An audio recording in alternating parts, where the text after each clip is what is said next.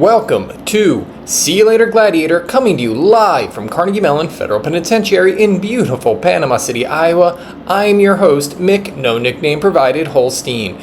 Right off the bat, I want to apologize if my face appears a little dated, a little sepia. The only webcam I was able to requisition from here behind bars is it's quite old. I think it was originally made for the Apollo astronauts so they could talk to their dogs when they were on the moon. Suffice to say, it's not the latest in webcam technology, and what was good enough for Sparky back in 1969 fails to hold up today. Now, because this is our first episode, I thought it might be helpful to explain how things are going to work. As part of my 60-year sentence for check fraud, plus a few more for bad behavior, the court has mandated that I perform community service concurrent with my time in prison. After 16 years of fruitlessly looking for something that would match my unique skill set, the warden finally landed on this: the world's first American Gladiators podcast recorded live from the library of a prison in Iowa. Slow down, you might be thinking. A library? In prison? And what's that got to do with American Gladiators? You sure do have a lot of questions. Let me explain. Due to the liquidation of numerous poorly attended local estate sales, we've got this whole room full of old books, including all the works of Stephen King, even the scary ones. But we've also got lots of old VHS tapes, like these old American Gladiators ones. Unfortunately, the audio on the tapes was wrecked during the freak blizzard of 1996 that struck here in Iowa's western panhandle. It was a real tragedy losing the audio. Some would say almost as devastating as the loss of human life from that storm. It's incredible, because not only did a lot of people die, but each and every one of them was a really good person. And we lost the audio for the tapes too. That's why, as part of my community service, I will be providing commentary instead. I can't promise it'll be as good as the original was, but I can promise that it will honor all of those amazing lives lost during that freak July blizzard in Iowa. Now that I've explained what the show is all about, I suppose I should talk a little bit about myself. I always say, if you're going to listen to someone talk about American Gladiators, you ought to get to know them first. I am a convicted felon, serving, as I said, at least 60 years. It's a fact that I'm neither proud of nor ashamed of.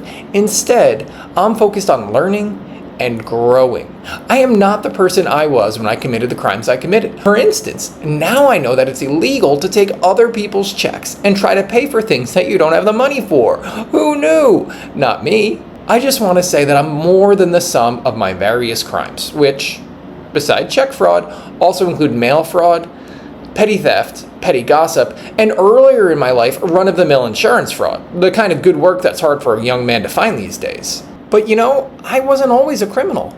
In fact, as a younger man, I was once a firefighter in Albany, New York, the jewel of the South, according to the city's nickname, which has remained unchanged since the city's founding in 1688, when America's geography was quite different. But look, we've got lots of time for you to learn more about me. How about, for the time being, we get to the real stars of the show, our gladiators. Let me just pop this tape in here. Having a little trouble. Old VCRs, you know what I mean? What do those letters stand for anyway? Very, very crappy R's. Let me try to blow on the tape. No, that didn't help out. Let me just tap it. No, that didn't help out. Maybe I should pray over it.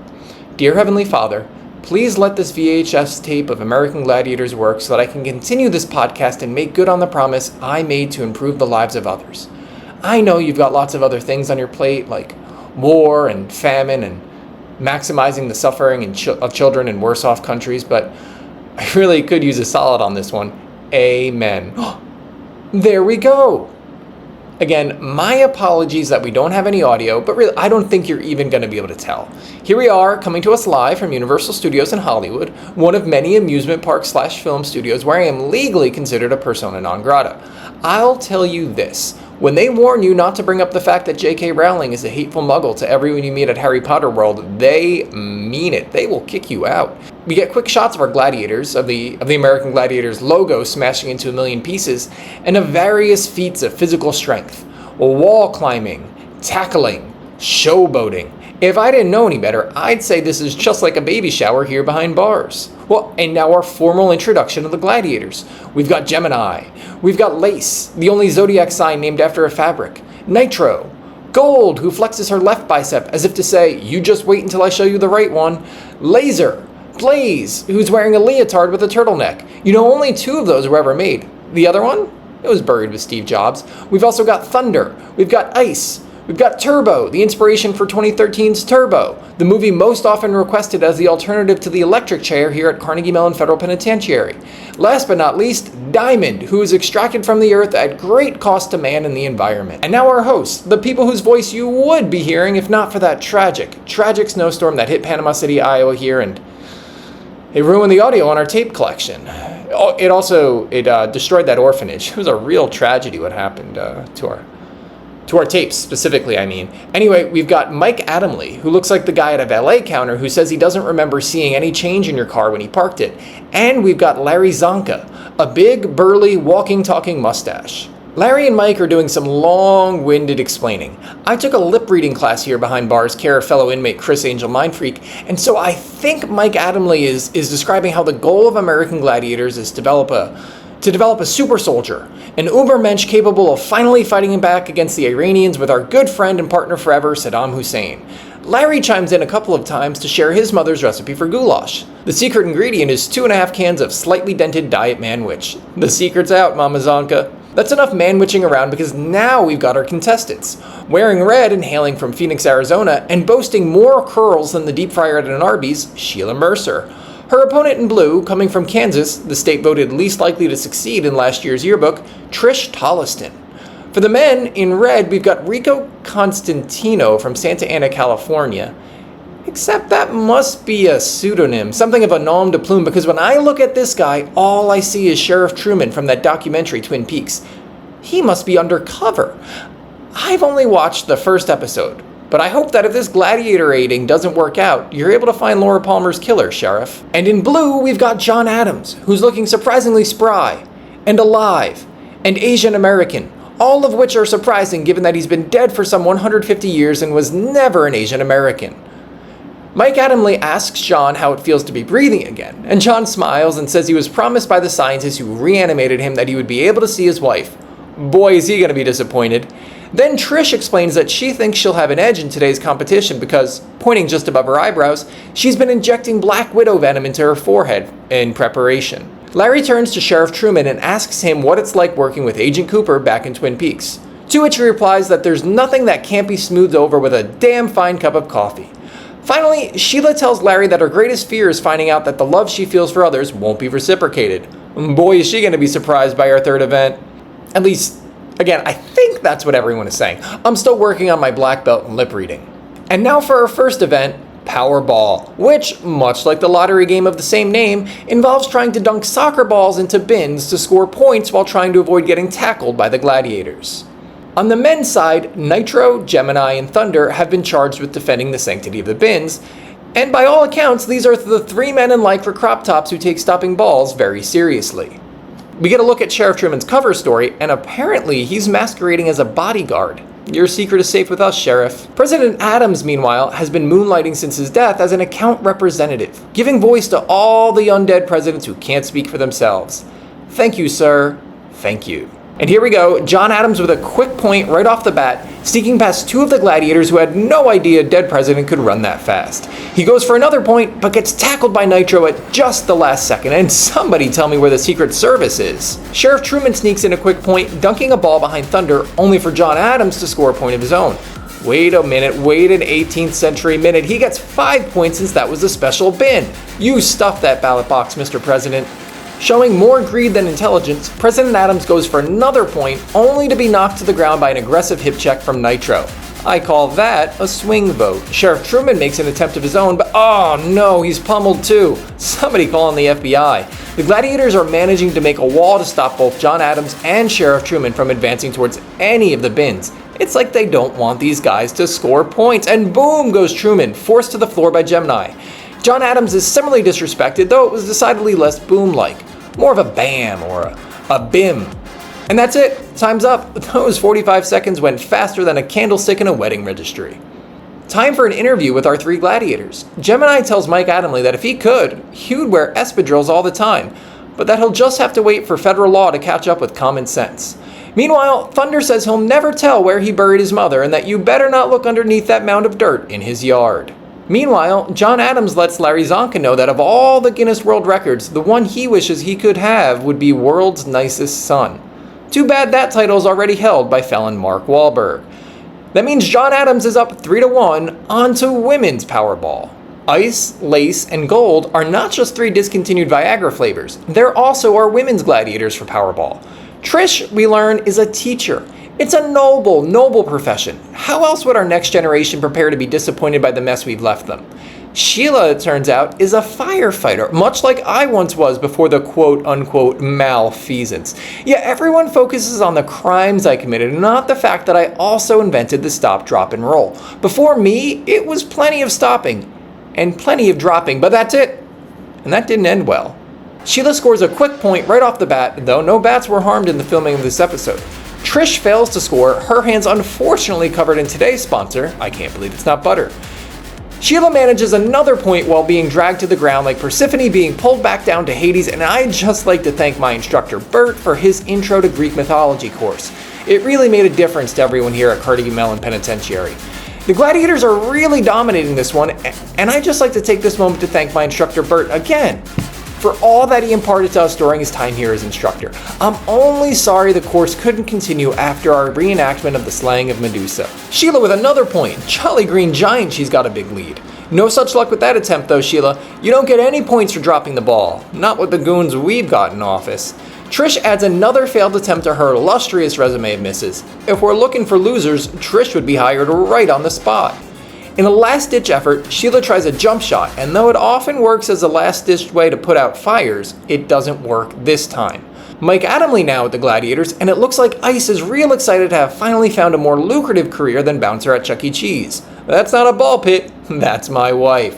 After Powerball, Sheila is opened a 3-0 lead on Trish, and I hope Trish knows that if she loses this match, the only lesson she'll be teaching is in failure.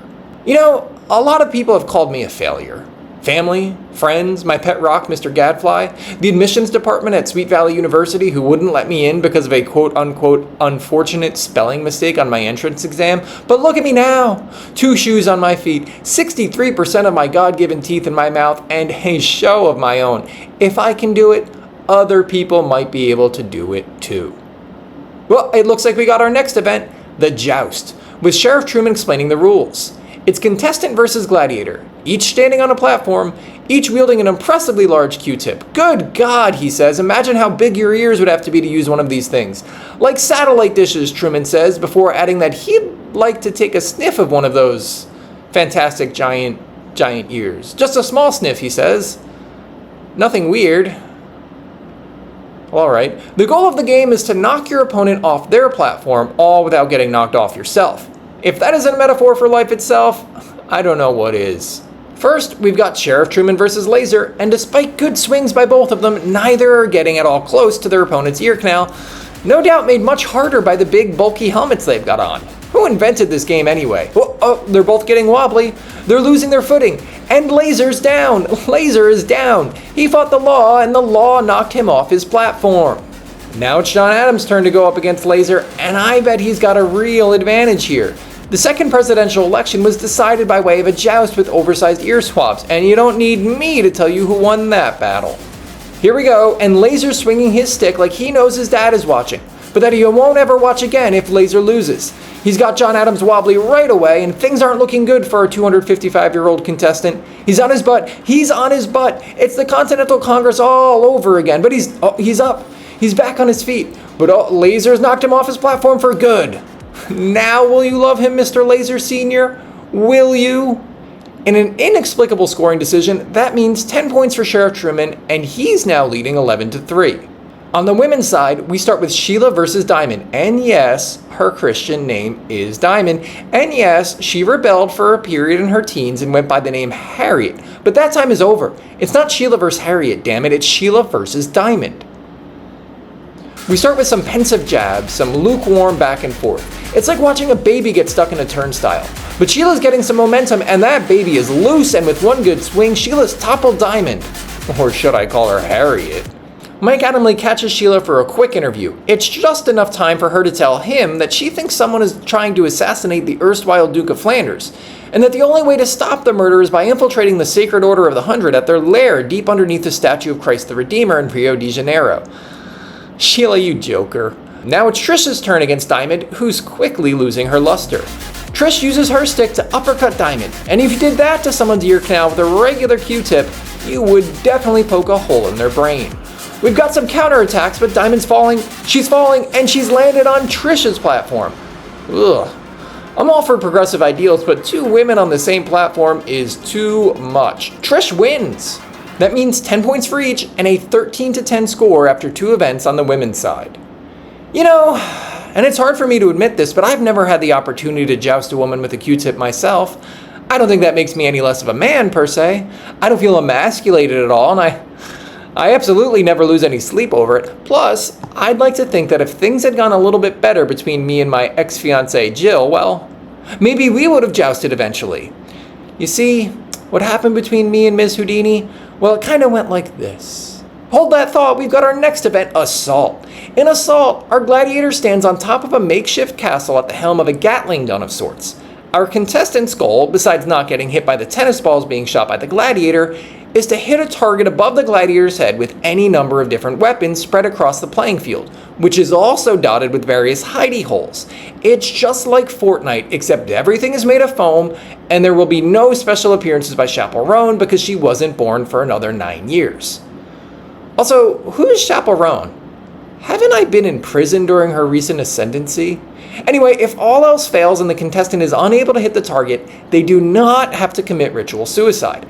They can still score a few points by scurrying past a finish line, much like a sperm just barely fertilizing its target egg. Turbo will be the gladiator shooting at our men's contestants. Fun fact, Turbo once lost his keys in the Mall of America parking lot, and he still hasn't found them. It's been 11 years. John Adams is first to go, and I hope this doesn't give him flashbacks to the horrors of the Quasi-War fought against the French back in 1798. John has to scurry past an opening salvo of shots from Turbo, and me oh my, this is the XYZ affair all over again for our former president. He manages a shot with a crossbow at Turbo, but it lands nowhere near the target. But really, we ought to give the guy a break.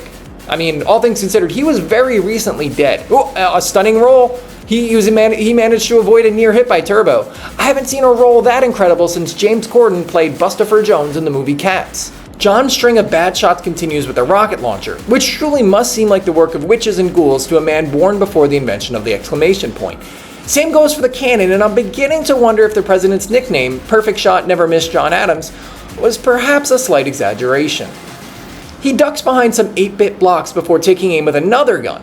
But in a move that should surprise no one, this shot too misses, and I can't help but think he's intentionally missing the target, perhaps thinking that the sooner this whole thing is over, the sooner he can return to the sweet slumber of death. Another roll from John, and the only thing saving him is that Turbo is also a poor shot. 25 years in gladiator school, and this is the best Turbo can do? Come on. John's last chance is if he can manage to hit the target by launching them with his arm, but no, all 3 balls go awry. And if there's anything you don't want, it's for all 3 of your balls to go awry. He's scurrying towards the finish line, hoping to crawl back a few points, but Turbo is showing him no mercy, as is his legal right. But with perhaps the least necessary roll yet, John Adams secures a draw by making it past the finish line. Mike Adamle secures an interview with John, where the second president shares that his greatest fears have been realized in the form of a failed real estate tycoon usurping the seats of power by appealing to the basest emotions of the electorate. Woo! What a joker. On to our next competitor, Sheriff Truman, who is still insisting on being called Rico Constantino. That kind of betrays either an unassailable commitment to his undercover persona or a frightening crack in the psyche of a once proud police officer. Here we go, and hopping John salad, Sheriff Truman had to skip over that shot from Turbo. Truman's crossbow shot lands nowhere near the target, and I hope he didn't hit anyone in the audience. It was bad enough that happened once, and then twice, and then a third time. It's the kind of thing you just don't want to happen 4 times, you know? Turbo launches a few more shots at the sheriff, none of which seem to perturb him. He's practically daring Turbo to hit him. It's like he's saying, "You can't hit me, you oversized baby. You're gonna have to find a bottle to suck on because your mother finds the idea of you at her teat repulsive, you baby." And Turbo hit him. It was a glancing blow, but a blow all the same. Every blow counts. Truman loses this round, and that leaves us with Truman at 11 points and John Adams with 7. Onto the ladies' side, and Blaze will be our gunning gladiator. And would you look at that, a fan in the audience has a sign. It says, Blaze puts me in a daze. Yeah, I'm sure that's it. I'm sure it doesn't have anything to do with that methane leak. Yeah, nothing at all. Trish is first up, and she's got to shimmy past 2 quick shots from Blaze before she makes it to the first safe area. Trish takes a hold of the crossbow, but her shot turns out to be as relevant as the idea of judicial independence in the 21st century. 2 more shots from Blaze, but like my shoes, they're wide, and they stink like onions. Trish grabs the next gun, and holy moly, roly-poly, woly-foly, her shot missed the target, but it hit the cameraman dead on. I hope the cameraman is independently wealthy, because there is no way their insurance is going to cover the damage that must have done. No luck with the cannon, so let's see if Trish can do any better with the last gun. Because if she doesn't, it will be confirmed that all of her students back in Kansas can shoot better than she can. Well, it sails right over Blaze's head, and what a shame. What a goddamn shame. What a goddamn shame. She's got these last 3 tennis balls to throw, but what's the use? What's the point? This is the worst thing to happen since my cellmate Dave said I take things too hard. 1, 2, 3, and they're all misses. Like the worthless dung beetle she is, Trish crawls over the finish line, securing a couple of points, but doing nothing at all to convince me she's not an abject failure. Great job, Trish. We're on to Sheila's turn, and I'd venture to say that Sheila's got at least 28, maybe 29 trillion cells in her body, and that's what will make the difference today. Blaze launches 3 ineffectual shots to kick things off, and now Sheila's at the crossbow, the most religious of bows. Oh, that shot was close. It was close. The gods almost smiled upon Sheila, but at the last minute it turned out to be more of a smirk. Sheila manages to scurry to the second safe zone, and the gun that looks decidedly like a Captain Planet adjacent EpiPen. Whoa! She's close again. A little to the right, but that almost hit the target. Of course, almost doesn't count. Not in America, at least. Not unless you're already rich and well-connected, and something about Sheila's haircut tells me she's neither. Sheila scrambles to the cannon, but it seems like her luck is running out because that shot was limper than a biscuit. Will she manage to do any better with the pistol?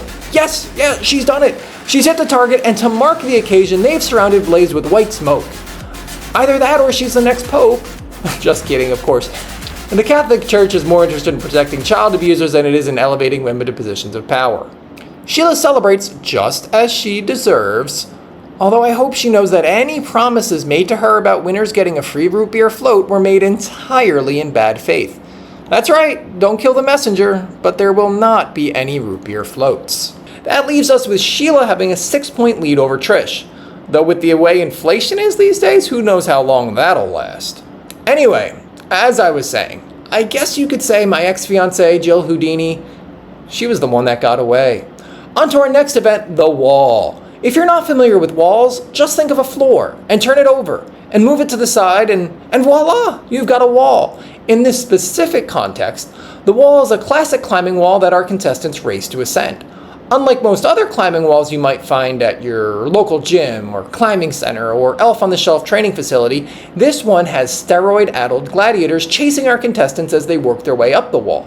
Of course, the contestants get a little bit of a head start, but if anything, that only further enrages the gladiators, who also go unfed for weeks before the contest to make their bloodlust even stronger. As retribution for him claiming that he can tell the difference between Coke and Pepsi, they've imprisoned Mike Adamley on a swing that they've attached to the rafters so that they can pull him up parallel to the wall. It's a cruel but ultimately just punishment. While he's up there, he's pointing out different facets of the wall, the nubs and knobs our contestants will use to try to escape the unholy wrath of gladiators. Gemini has been designated as John Adams' hunter, while Sheriff Truman will be chased up the wall by Laser, thereby disproving Laser's boyhood thoracic surgeon's claim that he'd never amount to anything. And they're off. Oh no, Sheriff Truman's having some trouble getting a hold of things, and that's why I say never bring slippery hands to a wall fight. But even with that slight delay, he's managed to catch up quite quickly with John Adams. Without any further delay, the gladiators have been unleashed, and I might be wrong, but I do believe they've been told that if they succeed in pulling the contestants off the wall, they can have all the bacon strips their little bellies can handle. We get a top-down view of Sheriff Truman almost slipping again, but he manages to hold on like a senator not giving up their seat despite their advancing age and creeping senility. John Adams is having trouble keeping pace with his cop opponent, and this might turn into the election of 1800 all over again. You know, with John Adams coming sadly in second. Look, John, it doesn't matter that you won Rhode Island. It didn't help you then, and those 4 electoral votes won't help you now. Despite his initial missteps, Sheriff Truman has reached the top of the wall first, with John Adams managing to pull himself a few moments later. And boy, oh boy, neither of the gladiators came close to pulling the contestants off the wall. Boy, oh boy, oh boy, oh boy. Oh boy. Oh boy. Oh boy. Look at how excited Sheriff Truman is to have won this one. He's like King Kong on top of an Empire State Building built out of bananas. Our men's score is now 21-12, with Sheriff Truman opening up a baseball lineup's worth of a lead. No designated hitters. Thanks to the work of women suffragists in the early 20th century, it's time for the women to take the wall. Sheila will be trailed by gold, while Trish has got ice on her tail. Now, because of an unfortunate mistake made by a childhood babysitter, Ice actually spent ages 9 to 12 living inside the walls of her house. So you could say she has an inside advantage with this event. The ref blows the whistle, and Sheila and Trish are off like an excised hangnail. But oh no, Sheila's lost her grip and slipped back to the ground. Rest assured, they have our contestants in harnesses, so the only pain Sheila's feeling is emotional. Trish, unaware of Sheila's mishap, is climbing at a breakneck pace. Somebody call a chiropractor. Head start time is over, and the gladiators begin their chase, and Gold's got Sheila back off the wall with no trouble at all. Sheila barely put up a fight. I've seen elbow macaroni with more moxie. Trish continues her vertical dance with the wall, laughing in the face of gravity. Take that, Isaac Newton. Ice is about 4 long carrots behind Trish, but unless she's got the appetite of a cartoon rabbit, I don't think she'll be able to catch up. Well, maybe I spoke too soon. Sheila seems to be second-guessing some of her choices. I mean, specifically with regards to her route up the wall. Though it's possible she's also regretting buying that bag of kettle corn last Thursday at the Piggly Wiggly. Sure, it was on sale, but popcorn has no business being Ovaltine flavored. But oh no, she's done it. Trish has reached the top of the wall. And thank God, because she's really got to use the bathroom. For no good reason at all, we get a view of the chase from Ice's helmet. And I can't think of a better way to look at the soles of someone else's sneakers and get motion sickness at the same time. After 4 events, Sheila leads Trish 24-20. You know, it isn't something I talk about often, but when I was a boy, I once found a dead body. It was awfully traumatizing, as you can imagine. The man, well, he was in an advanced state of decomposition. Of course, I immediately contacted the authorities, and I'd like to think that whatever they did, it was the right thing for that poor man and his family. Anyway, that's the story of why I don't go digging for geodes in cemeteries anymore. Our next event is the Human Cannonball, but that's only because the suits at the network nixed the original name, Swingers in Lycra. Each of our contestants has 2 chances to knock a gladiator off a platform by swinging on a rope swing directly into them. The gladiators only have a couch cushion and their faith in humanity to protect them. For our first swings, John Adams will be caroming into Nitro. Sheriff Truman, aka Rico Constantino, will be launching himself into Thunder. Off they go, and both of our gladiators have been toppled. See you later, Gladiator, and see you later, Gladiator. Now for round 2, our contestants get to swap gladiators, but I don't know. I feel like round 2 should be a little harder, shouldn't it? Why don't they let the gladiators light their couch cushions on fire? That would make those wily contestants think twice before they hopped on their swings. I'll see if we can get that worked into the next episode, but in the meantime, off Sheriff and John Adams go. The very slightest hint of Sheriff Truman approaching is enough to send Nitro flying off his platform, but Thunder's dropped his stance a little, just enough to absorb the blow from John Adams. No points for you, John Adams. That means Rico's lead is now 14 points, a cobbler's dozen. Now it's time for Lace and Gemini to have a human being crash into them, and this finally will give us the data we've been looking for to disprove the 3rd law of thermodynamics. Trish against Blaze, Sheila against Laced, mashed against potatoes. And off they go! Lace takes the collision personally and is evicted like she hasn't paid rent in months. Blaze almost manages to stay on her platform, but then a creeping sense of self-doubt compels her off her platform too. Round 2, and that means a gladiator switcheroo. Which, now that I think about it, would be a damn fine name for Roman Empire-themed murder mystery party. Away they go, and it's round 1 all over again. Down our gladiators go. It must be autumn, and they must be leaves because our gladiators just fell. The many white people in the crowd are going wild. Mike Adamley's interviewing both Sheila and Trish, who are all laughs and giggles because he just told them that the wealth cap has never been wider. That makes our score Sheila 34 and Trish 30. 2 wonderful non-prime numbers. I'd just like to remind everyone listening or watching, from Cell Block A to Cell Block D, that Pottery with Pete on Thursday, it's canceled until further notice due to budget cuts and cuts made into Pete's sternum with implements crafted during prior Pottery with Pete sessions. For our next event, we've got Atmosphere. It was originally designed as a tie-in for the since-canceled TV movie, Honey, I Unshrunk the Hamster. Our contestants will roll around in giant hamster wheels, trying to settle onto special platforms. If they manage to make it onto the platforms, they not only get points, they also get smoke in the face. In the interest of not giving the contestants points, our gladiators get hamster balls of their own and the license to kill. Gemini and Turbo will be the gladiators tasked with stopping John Adams and Sheriff Truman. And Turbo just wants to take this moment to tell the kids at home that if their refrigerator is running, they better go catch it. So kids, when your parents ask why you left home for 3 weeks, why the police eventually found you manning your own shrimp boat in the Mekong Delta, you tell them Turbo told you to. And they're on a roll. This is remarkably difficult to commentate since I can't tell who was in which ball, but I believe John Adams was close to securing a point before one of the gladiators politely asked him to move aside. Truman similarly tries to roll onto one of the scoring pads, but then he decides that scoring points is just what his father would want him to do, and he's always pledged not to become the man his father thought he should be, so he rolls off the platform instead. Back to John Adams, and he's never been inside a ball he didn't want to roll, and with the gladiators otherwise distracted by tax season, John scores a point, and I bet they wish they just took the alternative minimum tax. You had better believe there's more rolling, but it amounts to absolutely nothing, and this is how it must feel to be a rolling pin.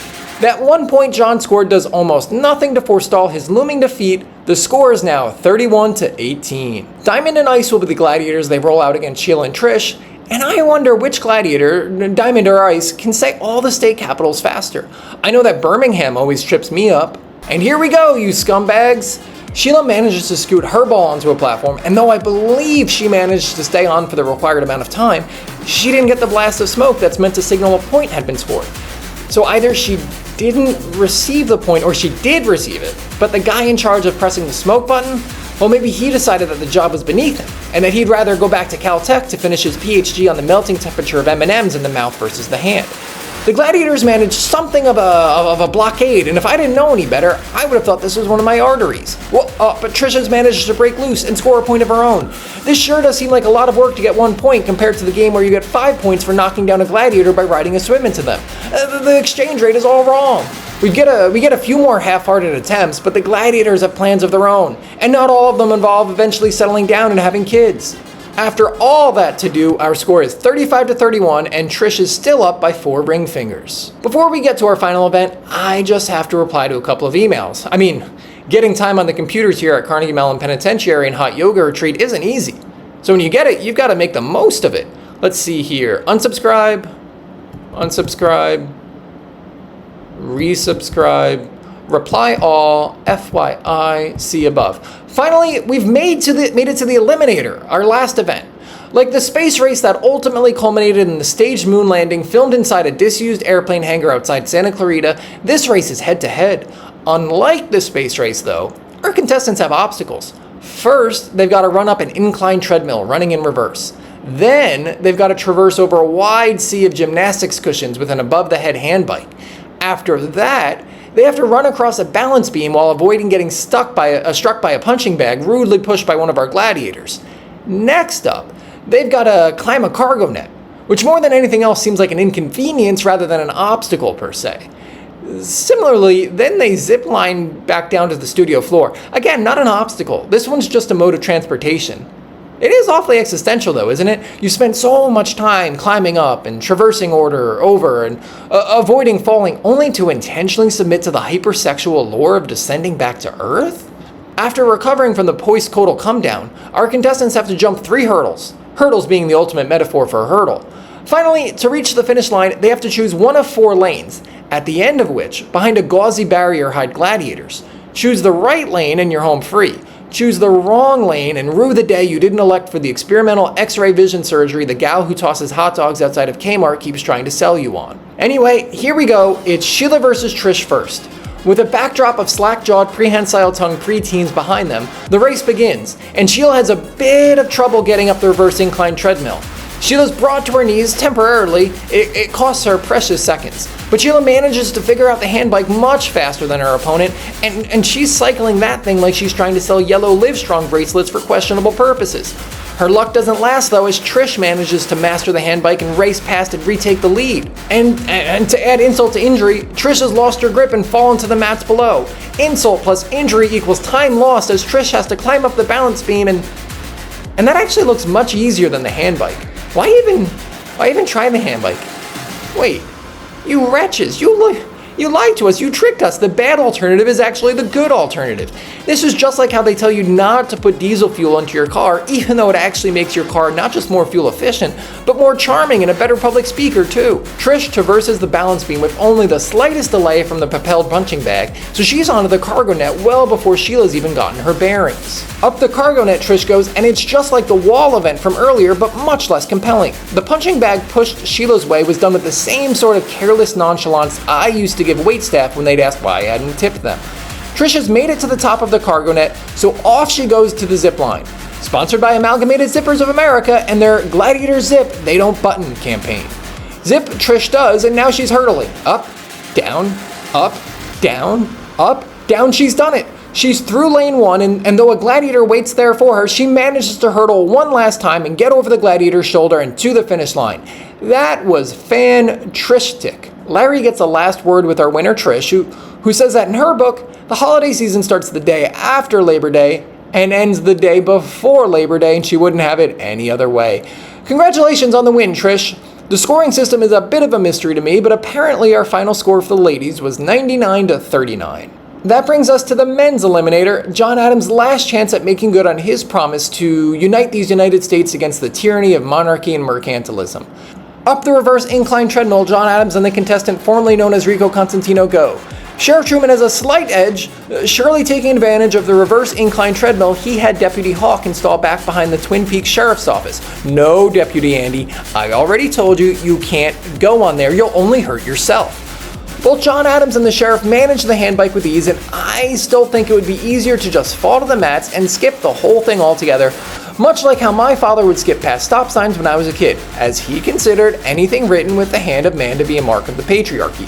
The balance beam punching bag combination manages to slow John a little bit, but Sheriff Truman powers past that too. He's onto the cargo net climbing wall. Hey, does anyone remember cargo shorts? Whatever happened to them? Despite his many foibles, John Adams is still just a beat behind the sheriff, and I bet he's close enough to be able to smell what brand aftershave the sheriff uses. And I bet you dollars to donut holes it ain't Aqua Velva. Let's skip past the zip line because of my well-stated, principled opposition to it and get to the hurdles. The sheriff takes them a little awkwardly with the grace of a third grader on roller skates for the first time, but he manages to get past them unscathed, which brings us to the hidden gladiators, and Truman chooses one of their lanes, but they're barely able to slow his progress to the finish line. John Adams gets roughed up too, though he surely faced elbows to the face like that in his past life. That means Rico, I mean Sheriff Truman is our winner, and despite all of my doctor's warnings, I have gotten quite excited by this whole thing. My doctor's a crazy guy. He also tells me to stop calling him my doctor. He keeps saying that he's just a voice inside my head, and sometimes he says that he thinks it's a bad idea that I self-medicate, but what does he know? He's not even a doctor. Anyway, that brings us to the end of this show, and I just want to thank you for listening and for what... Wait. After all I did, you should be thanking me. Yeah. Thank me. I'll wait. I've got the time. I'm in jail. I got 60 years plus. Go ahead. I'll wait. I'm waiting.